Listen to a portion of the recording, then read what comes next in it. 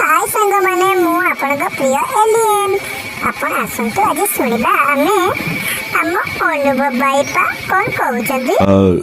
पुरुष वो नहीं होता जो महिलाओं की इज्जत नहीं करता। असली पुरुष और सच्चा पुरुष वही होता है जो महिलाओं को इज्जत देता है, सही तरह से उनका सम्मान करता है और उनको प्रोटेक्ट करता है, उनकी सुरक्षा करता है। देखो देखो ये कोन कोची रे। अरे ई अनुभव भाई तमे एमती भी जानी छ एते सुंदर कथा निजे तो देलो आ लोक को कहउछ कोन करी पारिबी आउ छाड़ छाड़ आ कोन कहउछंती सुनिबा चलो आगु चलो अनुभव भाई बा हम बड़ भाई। महिलाओं का प्रोटेक्शन हमारा सबसे पहला प्रायोरिटी रहे।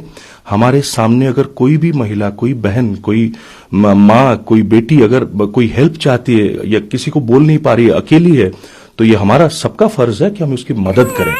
बुझी वाले ने भी तुम्हें कौन हेल्प करिवो तमे पर तुम स्त्री को निजे अत्याचार करलो कौन हेल्प करिवो तुम्हें छी अत्याचारी पिटिशन पकेछि तुम नाम रे कौन तुम्हें मद पिउछ आ कोन शारीरिक मानसिक अत्याचार भी करूछ।